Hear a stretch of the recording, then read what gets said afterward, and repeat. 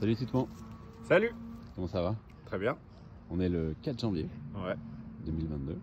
Et j'ai pas trop froid. T'as pas trop froid. Au bord du lac d'Annecy, ouais. Il fait super bon. Ouais, on espère même un peu plus de neige pour la Glagla, pour que son nom résonne avec le plan d'eau. Mais ouais, content d'être là. J'ai fait une bonne saison en 2021. J'ai décidé de rester après, de rester un peu plus en France pour faire cette Glagla Race. 21 victoires, c'est ça? C'est beau ça? Ouais, En 21 2021. victoires en 2021. Bon, j'ai eu maintes fois la blague 22 victoires en 2022. Je pense que ça va être un peu compliqué, mais bon, on espère. Hein. Et combien de pas victoires là? Parce qu'en fait, Ouais, il faut que je compte aussi ça. C'est bien beau de dire les victoires, mais ouais, je non, pense sais. que à la limite, Il y en tu a sais- quelques-unes quand même. Ouais. Et 2022, ça s'annonce comment? Bah ouais, 2022, début avec la Glagla Race. Et puis après, je vais à The Race en Guadeloupe. Après, je pense faire un petit tour quand même chez moi en Nouvelle-Calédonie pour pouvoir m'entraîner comme il faut, etc. Au chaud. Et puis bah, après, je reviendrai par ici faire la saison, peut-être avec quelques Alpine Lecto, on verra. Oh, ça serait sympa ça. Alors il y a une bonne nouvelle, enfin en tout cas pour moi, enfin je pense aussi pour tout le monde, c'est NSP qui est partenaire de la Glagla Race cette année. Ça, Ouais, c'est chouette. c'est chouette. Je crois que c'est une des premières où NSP est partenaire d'un événement. Ça a déjà dû exister, mais là c'est un peu une première aussi. Puis on est content de s'affilier à cet événement, de se joindre à cet événement. En plus, nous on a bien développé les planches de plat ces dernières années. Et puis c'est souvent les conditions qu'on retrouve ici sur la Glagla Race. Quel board Et, tu conseilles pour la Glagla? Ouais, plutôt une planche de plat. Après, c'est vrai que les gens qui n'ont pas beaucoup ramé, peut-être une planche un peu plus stable, parce qu'on peut être surpris aussi, et on l'a déjà été hein, sur ce fameux-là, qui peut quand même bouger. Donc ouais, c'est sûr qu'il vaut mieux assurer un petit peu le coup au niveau matos, parce que l'eau est pas chaude, et puis souvent on en fait un petit peu moins quand même à l'hiver, donc il vaut mieux assurer un peu le coup. Ouais, Et toi tu sais déjà sur quel board tu seras ou ça va dépendre? ouais moi je serai sûrement sur enfin oui, c'est quasi sûr, sur la Ninja par 20. Je vais reprendre mon équilibre, ça va aller. Et puis ça le fera bien ouais, avec cette planche-là. C'est celle que j'ai le plus ramé en 2021. Ouais. C'est quoi les modèles en race? Donc nous, là, ça sera en flat water, ça sera la Ninja, la gamme Ninja.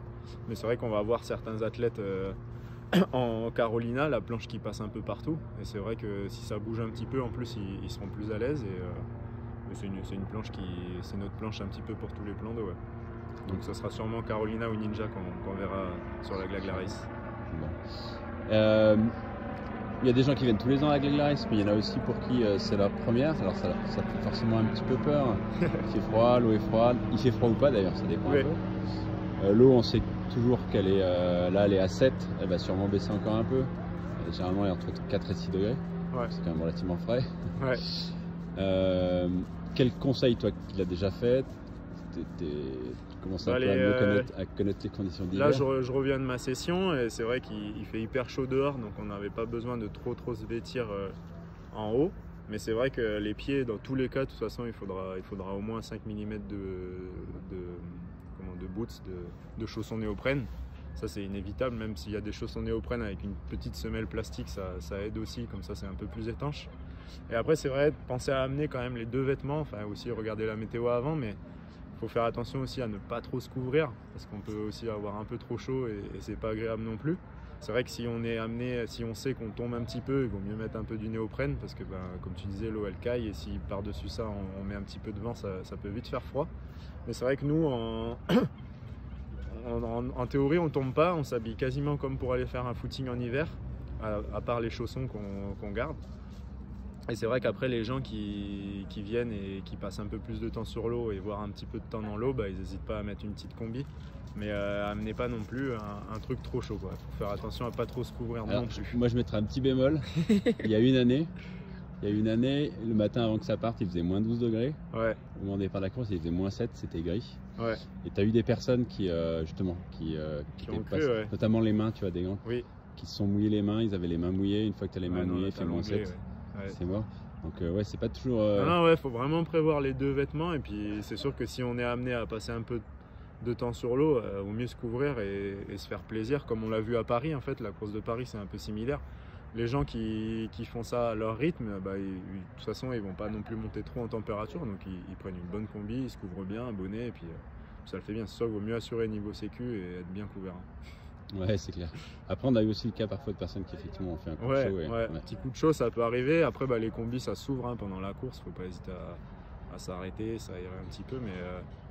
Mais c'est vrai que nous qui nous tirons bien la bourre, on n'est pas trop couvert. À part s'il fait hyper froid, bien sûr, là, ça va être différent. Il va justement falloir trouver les bons ajustements. Après, c'est comme un peu le ski. On aura sûrement faut mettre des couches et puis pouvoir en ouvrir et en enlever, quoi. Ok. Bon, et là, tu vas t'entraîner encore un peu ou... c'est sûr que je suis plus attiré par la montagne en ce moment, mais j'essaie de venir un petit peu donner des coups de pagaie sur le lac. Mais c'est vrai que je serais plus calé en ski. Tu vas skier, ski de rando, ski de fond, tu sais Ouais, ski de rando, ski de fond, et je découvre, c'est trop bien. Ouais. Je pars de zéro et c'est hyper agréable de découvrir ce monde-là. Ouais. Puis là, tu as eu des belles conditions de neige. Ouais, on a eu la semaine de folie avec Alain Turketil qui design les planches chez NSP justement.